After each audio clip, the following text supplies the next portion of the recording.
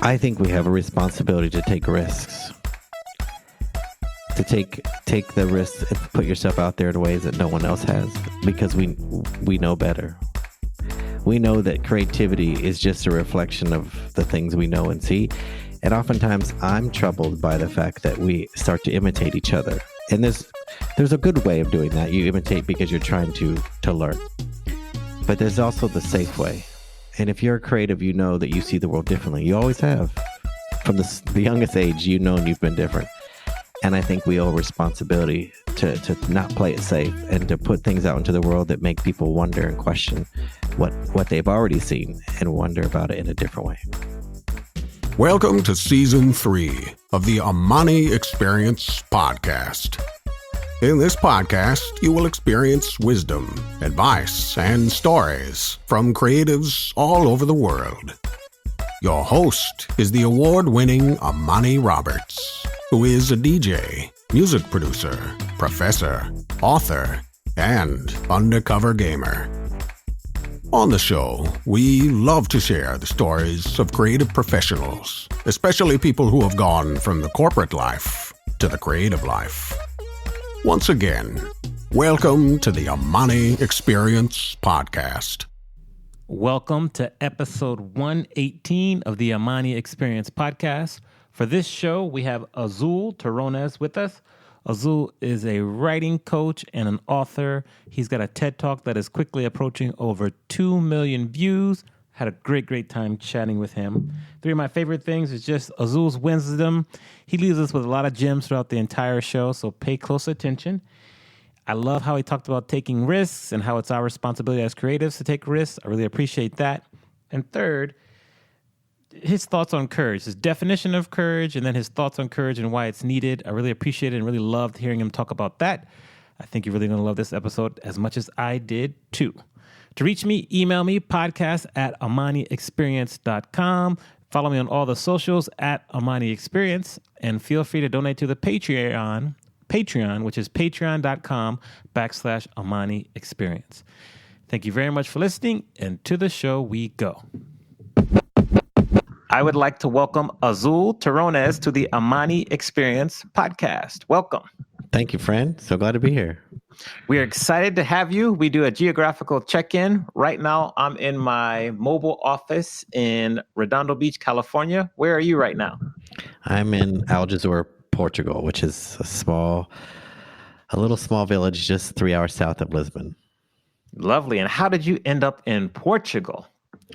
I was living in Shanghai at the time for a couple of years, which is a big shift from living in California.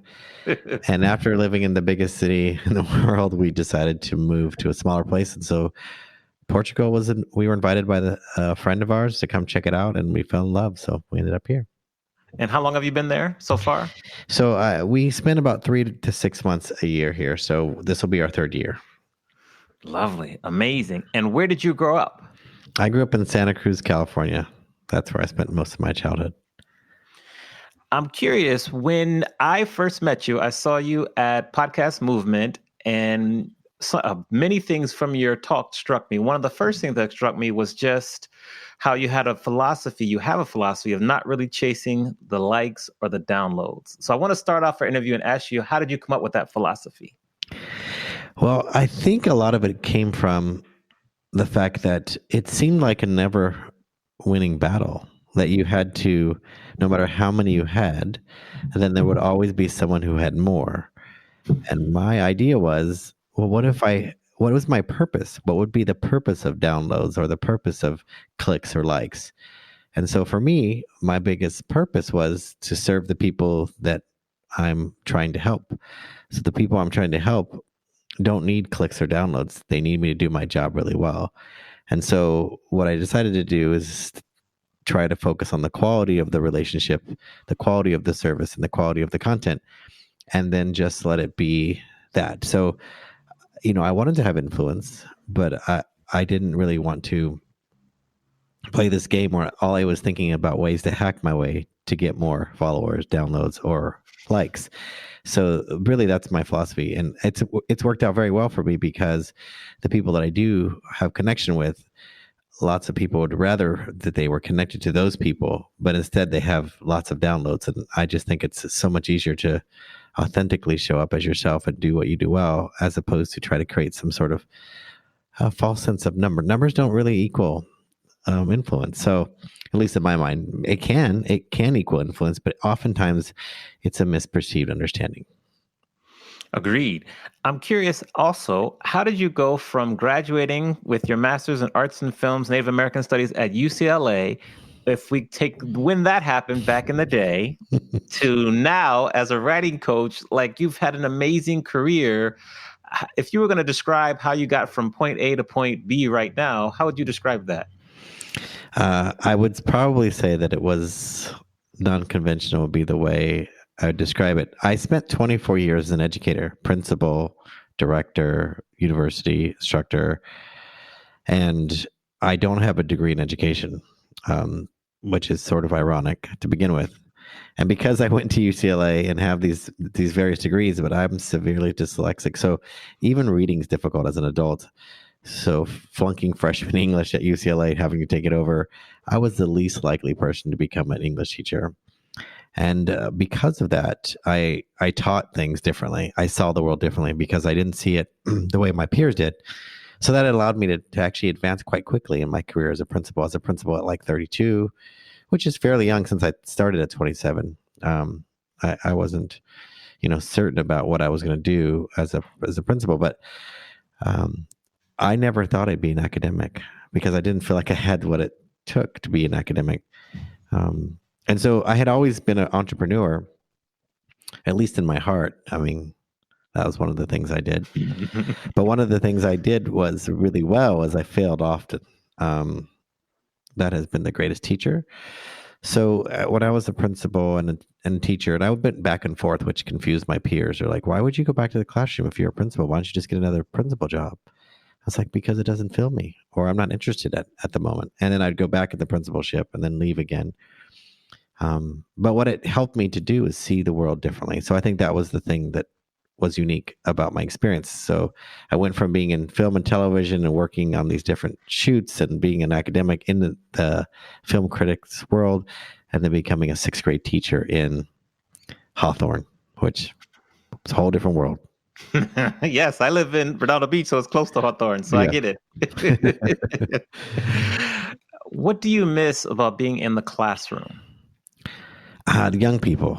Kids were always the reason I showed up. It wasn't because I loved curriculum or I loved content. Kids before curriculum, kids before content. So, I mean, they made me think. They kept me on my toes.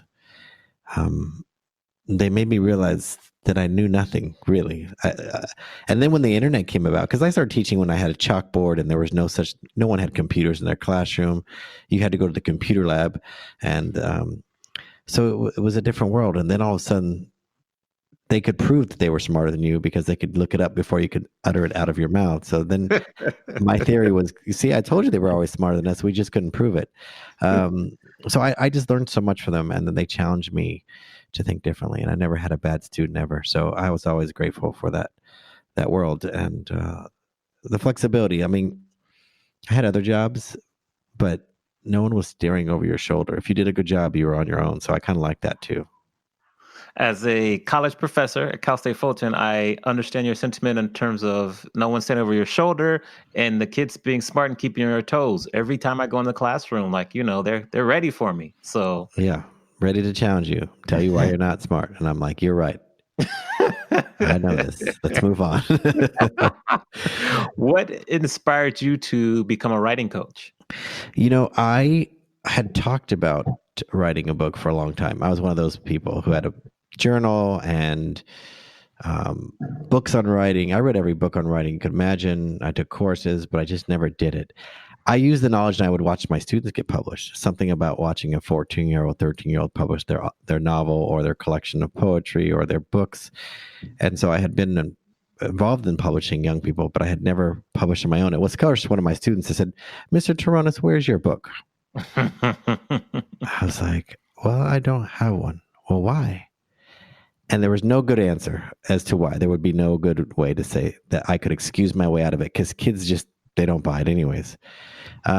So I set out on the path to do it. And once I decided, I needed a strong reason. And really, the reason was a little bit difficult because I wanted to get out of the classroom. But it's uncomfortable. Other educators think, what, you don't love children anymore? And I was like, man, that's harsh. But I had signed up for Pat Flynn and Chris Ducker, two entrepreneurs, had a one-day business breakthrough in San Diego, basically how to pour gasoline on the fire for your business. And I signed up for it, and I didn't have an idea or a business. And that was sort of an aha moment when they're like, send your webpage and your list and your revenue streams. And I was like, I don't even have an idea, like not even an idea. So I had thought about starting a book. So I wrote a book in the 30 days from the time I signed up until I went to that mastermind. And I pitched my idea about this idea of apprenticeship, that you could really leap into a new career, a new business, and if you followed a mentor by serving them. And so that was the book I pitched, and just talked about the process of what it took to write a book in 30 days. And that's where the first clients came from. Like, hey, could you help me write a book? I was like, of course, I'm a teacher. Of course. I was not afraid of anyone because I always felt if anyone needed help, I could help. So that's how I started. It was by accident, showed up with no business idea and walked away with clients. So that was pretty amazing. Our conversation today is very timely because I'm in the middle of writing my book. It's at the proofreader now, getting ready to design the cover. And so much of the wisdom that I've learned doing research and listening to you talk is so applicable. So I'm so happy and excited, first of all. That's great. Congratulations. Thank you, because it's not an easy process, as I'm sure you'll share with us. I'm curious, how would you summarize yourself where you are today, right now, in 30 seconds or less? Yeah, so I help leaders write books that people love. And I didn't expect to be here or to be the leader of a publishing company. But what I have discovered is I'm really good at the things that most people who are good at writing books aren't, which is I see people for who they are, and I see their message inside of them. And that's what great books are made of, not how well they're written. That's what I was led to believe, and that's what I even taught for many years. If it's well written, it's important.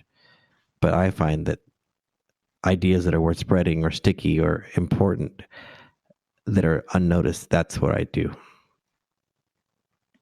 Excellent. I want to talk about a statistic that you shared before, I've heard as well. 81% of people have a book inside of them. Only 3% write it, and then only 30% of that 3% actually get it published. What are your thoughts on that statistic? Yeah, I always share that because it helps normalize the behavior. If you're struggling, you're not alone. No, it's hard. And if you're in the midst of writing a book or you've written a book, it's even harder to hit send than anyone thinks, because you're always thinking, man, I could do this better, or I have a different way of saying it now, or, oh, someone just came out with my same book. There's always the doubt. So I think that most of what I do is I'm a transformational coach that works with people who are writing books, because my job is to get them to trust and believe that this book is first for them and not anyone else. And only when that serves them can it really impact and serve others. So I try to just go about it differently and not worry about what it's going to be. Let's worry about what it is.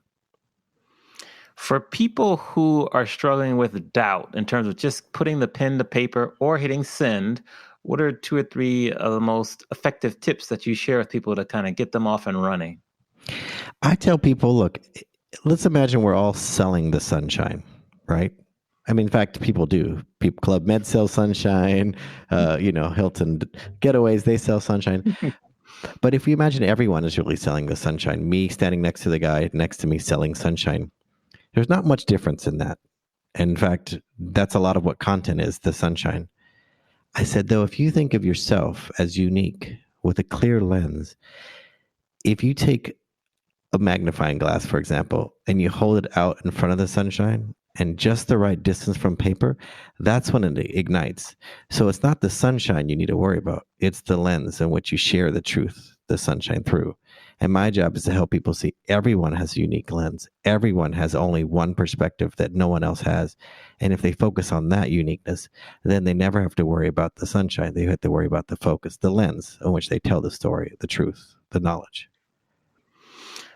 I view you as a creative professional. Myself, I'm a creative professional between DJing, writing, everything that I do.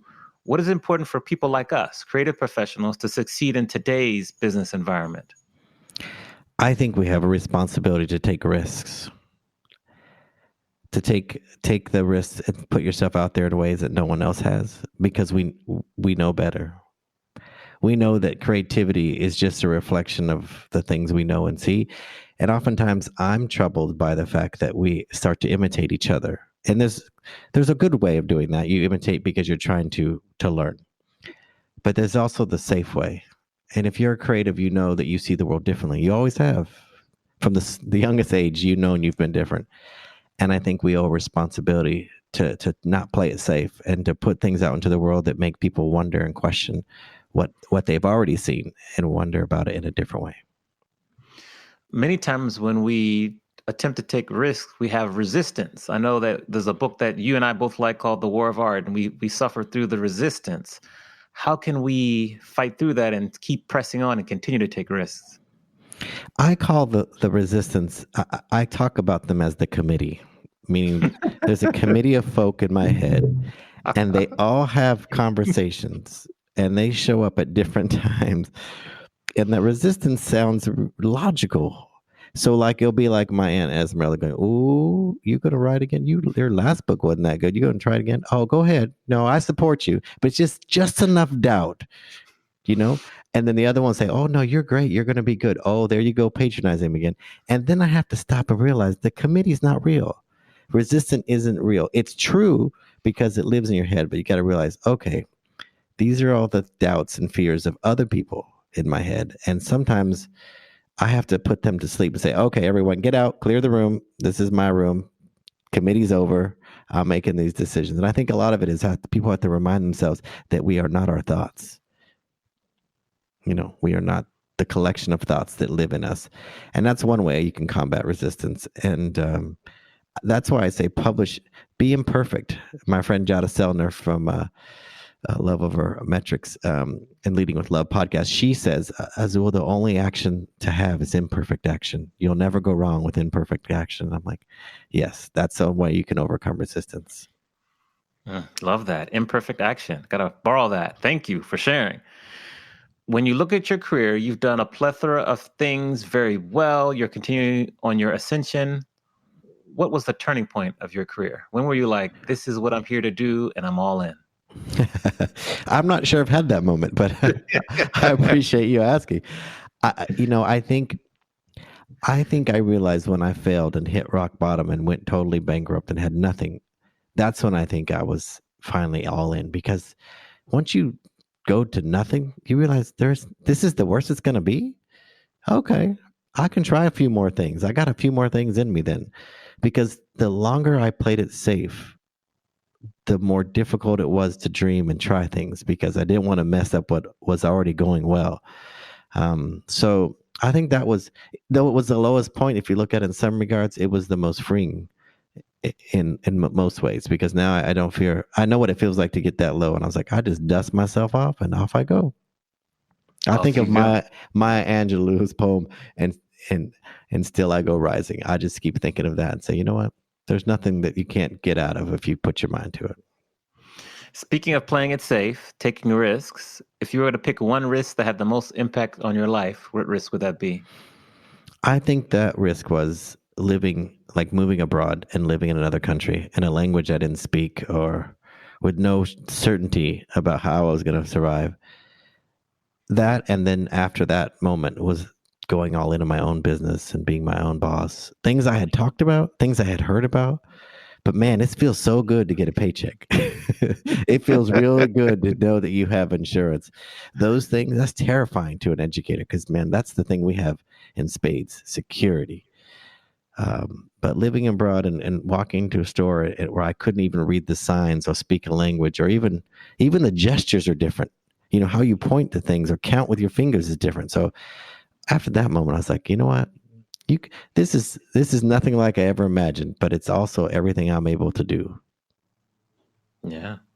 Why do you love what you do?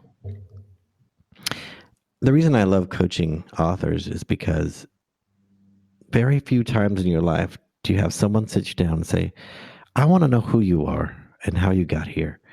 Not just the good stuff, not just those highs, but the lows too, because I believe that people are made in the distance between their highs and lows, not between those two things, those 2 points. And we kind of rush through them, rush to get to the highs and rush past the lows. And I think we don't realize how marvelous we are. So I enjoy helping people reflect on who they are.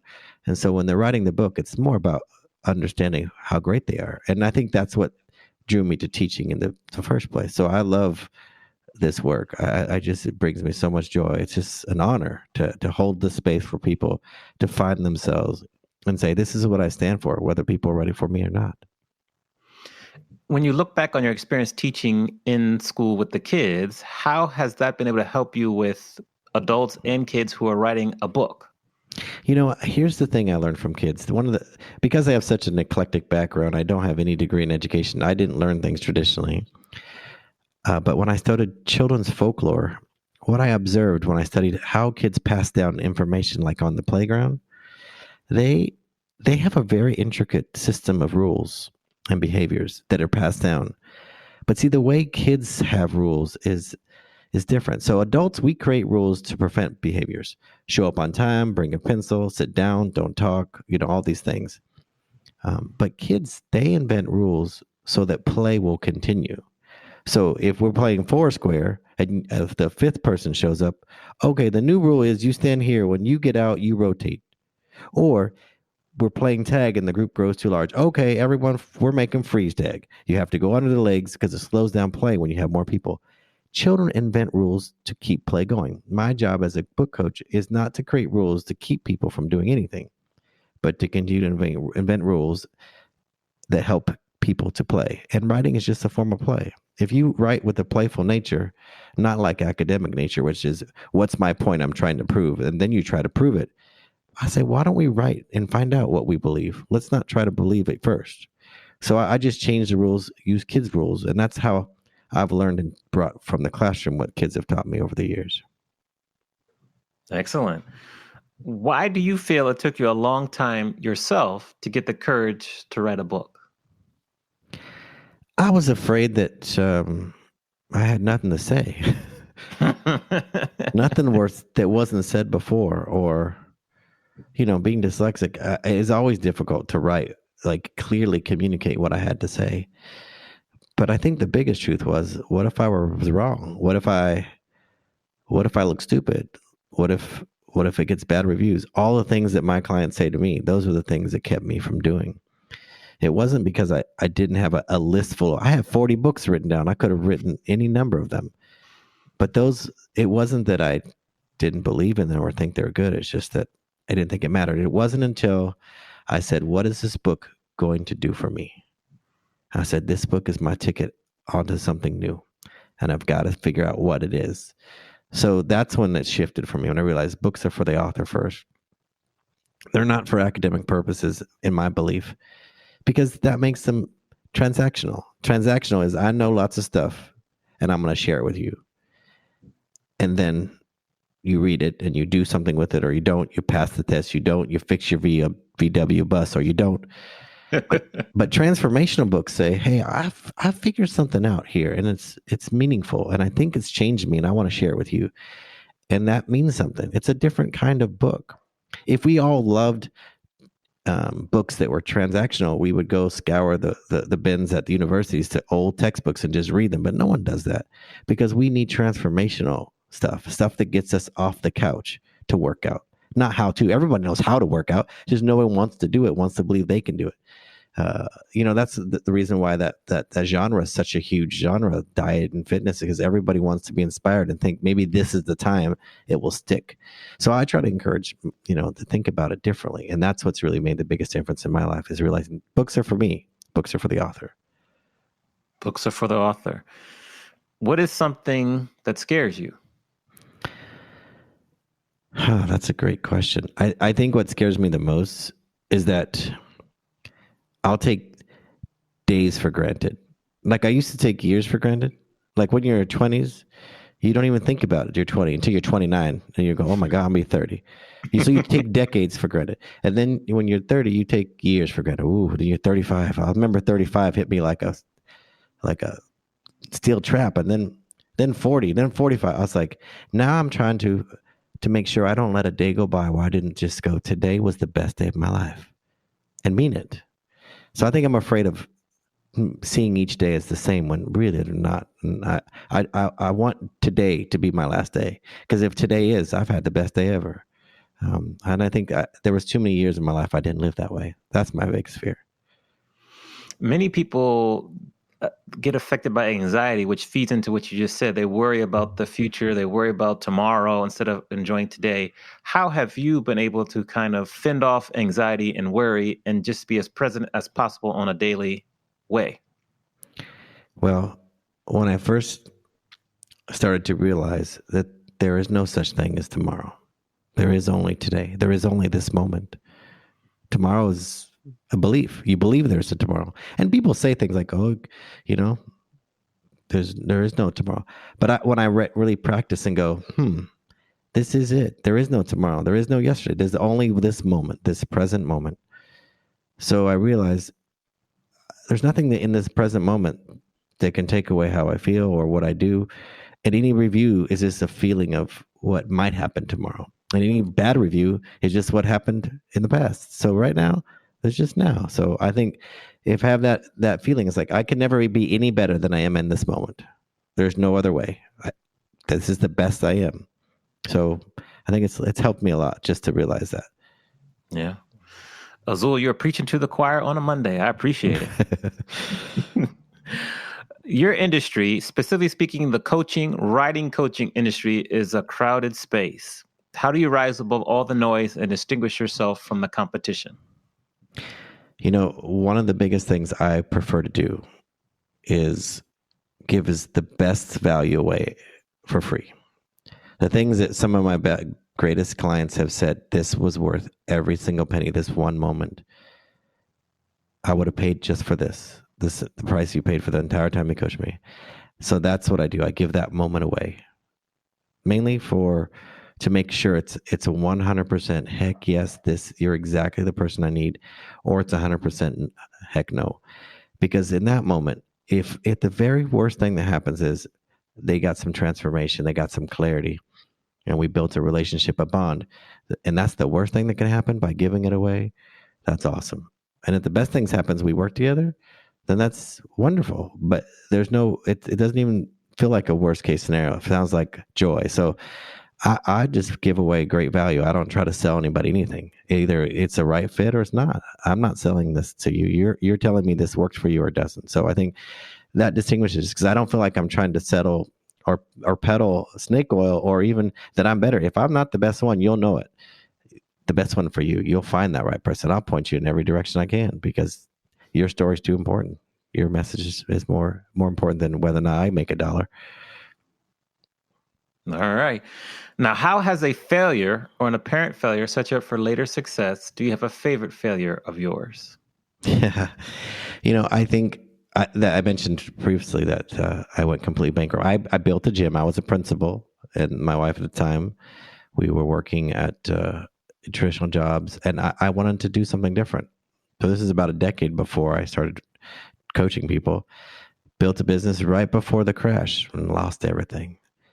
But I felt like as much as it destroyed us financially, it was like earning an MBA. I learned so much about being a CEO, running a company, how to sell. I mean, I had to sell memberships when the site wasn't built out, because Hurricane Katrina came and all our supplies were delayed. So here I am selling dreams about what they could do health-wise to a building that was empty with wires hanging down. And I sold 75 memberships with the headlights of my my little van, telling people this is what's going to be here. This is what you'll get. So I think despite the failures, I received so much knowledge about the business world because I didn't have that lens. I had a teaching lens. I have this gift of teaching. I just didn't have the gift of sales and marketing and all the things that make a business successful. Yeah. You've acquired many, many awards, best-selling author, a TEDx talk that's probably going to be over 2 million views in the near future. So you've got a lot of successes. As a result, you acquire more critics, or haters, as we call them. How do you handle your critics? You know, one of my mentors is Charlie Hohen, and Charlie, he passed on some information he learned from Tim Ferriss since he was Tim Ferriss's first employee and helped him launch several books. One of the comments early on when the TED Talk first started had it had 30,000 views. It had quite a few views, which seemed like a lot back then. I was like, geez, that's a lot of people watching this thing.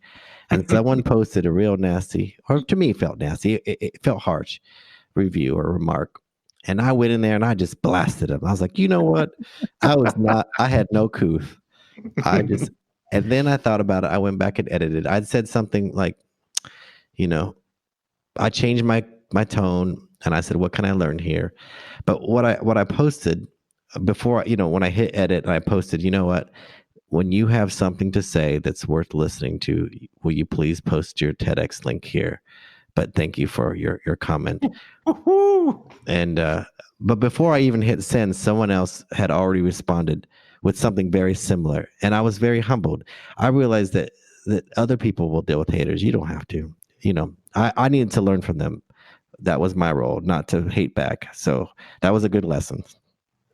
Yeah, that's what the kids call a clap back. Tell us about the darkest time in your life, how you got through that, and what did you learn from that experience? I would say dark in the sense that it was really difficult. The hardest time in my life was at 38. I was married to a beautiful woman, had 2 beautiful kids. I decided to sit my wife down and come out to her and tell her I was gay. That was a really difficult time in my life. She was super supportive. It wasn't easy, but the beauty of it was that we're still very good friends. We co-parented the kids. I raised them on my own, and then I got married. And she came out to me about a month afterwards, said, you know what, you gave me courage to think about stuff I had never thought about. So she came out as gay. And so here we are, have these new lives. We have beautiful children. We have love in our family and our life. And that was a darkest moment. But because there was courage, I think there's resilience. And so I think that's the beauty of like standing up for yourself. Yes, yes. And then continue on with this kind of line of questioning. When you were growing up, who was the most influential person for you? I think my mother was definitely the most influential person because she was always telling me I could do anything. And mamas have a special way about them, especially a single mom. I think that was the person who she was very humble. She worked, as a teller at a bank, which was a really good job for the rest of our family. She grew up from farm workers' family, and she helped me believe I could do anything. I was the first one to go to college in my family. And she was just a support, never doubted. And I still do crazy. I mean, she probably thinks I'm crazy now. I'm traveling all over the world. She goes, "Where do you live?" I go, "Well, I mean, mamas, they don't let their little children grow up. They still want to be parents." So I appreciate that. But she's still been supportive despite the fact that she understands why I would leave a very secure career to go travel the world and help people work from my laptop, write books. What did your friends and family, besides mom, say when you decided to leave, being a principal on your way to being superintendent to start your own business and reinvent yourself again? What did people say to you? You know what? A lot of people didn't. They just stopped talking to me, to be honest. It wasn't that they disapproved out loud. They believed in me, but I think they they didn't have as much in common with me. We didn't talk about those kids or those parents or that bell schedule or what we're doing in this break. So you start having less to say to each other. So it wasn't that they didn't support me or didn't say anything. I think they just, a lot of them cheered me on. They just had less in common, which I think that's where I started to grow in my entrepreneur friends and realize, wow, this is a different place in life than I was. I don't have a boss to show up to. I have a lot more responsibility in some regards for my livelihood, but yeah, I think they were all proud and happy for me, but it was just difficult to know what do you say to someone who's leaving security, because it questions your own when you do that. Like, what are you doing? I can relate. What do you find easy to do that your friends find hard to do? I think I find it easy to speak on stage. I don't, maybe just because speaking has been so much easier than writing or reading growing up. So I have no fear of being in front of people. But it's not because I'm this dynamic speaker that has speaker training. I just have a lot of confidence in being who I am. And so I don't worry if it goes bad or I skip or I mess up or I still misspell words. And unless I have some other adult check behind me, I won't even know they're spelled wrong. I don't know. So, I mean, I think I just feel more authentically myself on stage. So for me, I feel really comfortable. Maybe that's not everyone, and some people can relate to they feel more comfortable in front of people than they do in other places. But for me, it feels natural. I can definitely echo that, because when I saw you at Podcast Movement, you were just relaxed, calm, took your time, told your stories, laughed, and I've seen hundreds and thousands of speakers in my line of work. So I was struck by that immediately. So I was like, ooh, I just love your style and the energy you gave off. So I can echo that sentiment. Thank you. Definitely. What would you like to be better at? Writing. The writing coach wants to be better at writing. Right. Because, I'll send stuff to my editor and she'd be like, like literally I'm like, okay, what do you mean? And it's still hard for me. As much as I want to be good at the writing part, it's still difficult. I'm better at finding my idea than I used to be. Mm-hmm. That talk at Podcast Movement, up until the moment I walked out that door, I wasn't sure how it was going to go. Like, I still wasn't certain how it was going to end. You can do that as a speech because you have to show up whether or not you want to.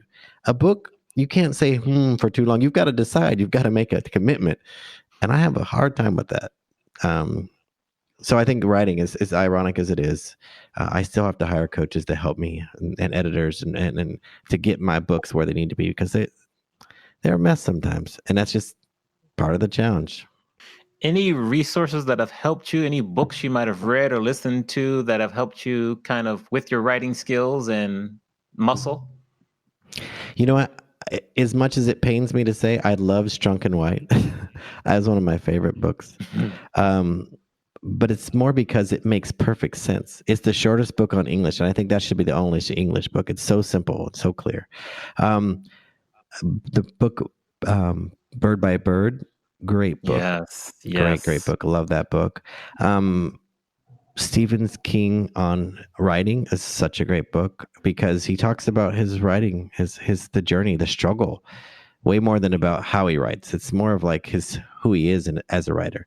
I thought those were all great books. I mean, I've read so many books, whether it be The Hero's Journey or, books about courage to write. It's another great book, The Courage to Write, because you realize that this is more of an internal battle than it is your ability to string words together. Otherwise, everybody who went to school as an English major would be writers, and they're not.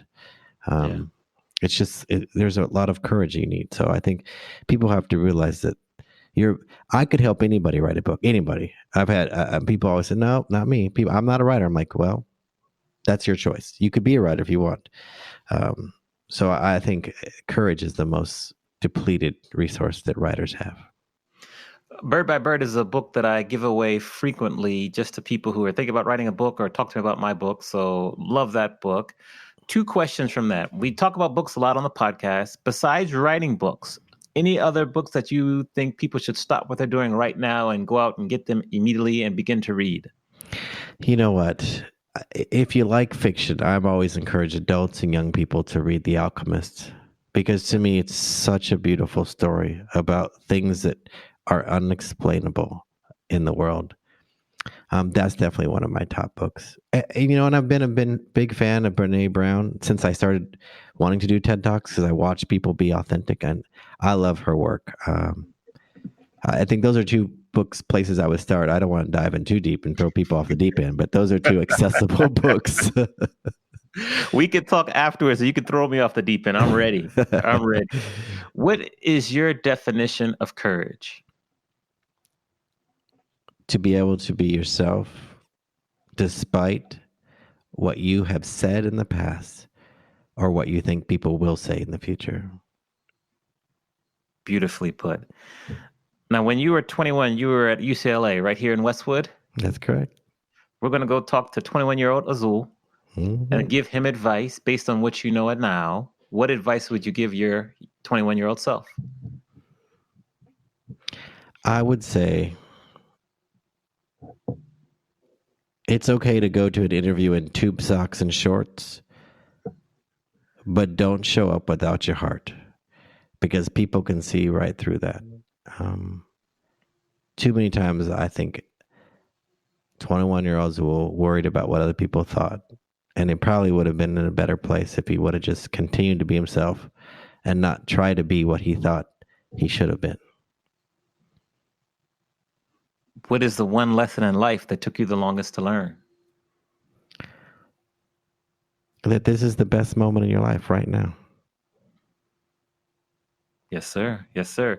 Now, every great person has a sentence. What is your sentence? For example, my sentence is I love to help people unlock their creativity by teaching them how to DJ. What is your sentence? That's beautiful. My sentence is that I like to think of it this way. When you least expect it, that's when you are who you really are. When you least expect it. Excellent sentence. Wow. Now, what is one new habit that you've adopted to your daily routine in the past year or so that has been most beneficial? Meditation. Meditation has really transformed me. My health. My doctors have prescribed. I'm going to be 50 next month. And congrats. Thank you. And I had blood pressure medication, all these things. The one thing that's changed even that is meditation. Meditation changes all things for me. So that's the one habit I will hang on to until I die. What advice would you give people who want to start meditating, but they just can't silence their mind for even longer than a minute? How can they get started? I would say don't silence your mind. The point is not to make your mind quiet, but to observe yourself as the thinker. Observe your thoughts. Don't try to stop them. Great advice. What's been the best advice that you've ever received? I think my Grandpa Joe, he was an immigrant. He said, go learn something. I think that's great advice. Now, are you a big sports fan at all? I played sports and yes, you did. Football. I played football. I played, basketball and soccer. I think the only sport I wish I would have done is swimming. I didn't do that until I was an adult. Legitimately swim more than one lap. But I don't follow a lot of sports, to be honest. Okay. Let's paint a picture where you're at a swim meet, an adult swim meet. So you're competing and they announce that Azul takes lane 3. As you walk up to the lane, what song is playing as your walk-up song? It probably 99.9% of the time it's going to be a Tina Turner song. Which one would probably depend on which stroke I was. Where am I racing for? Freestyle. I think that would be Beyond Thunderdome then. All right. I love it. We'll put that out for you. Out of the ruins, out from the wreckage, can't make the same mistake this time.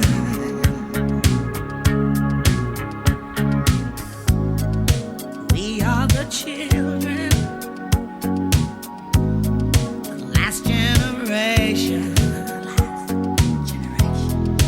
We are the ones they left behind.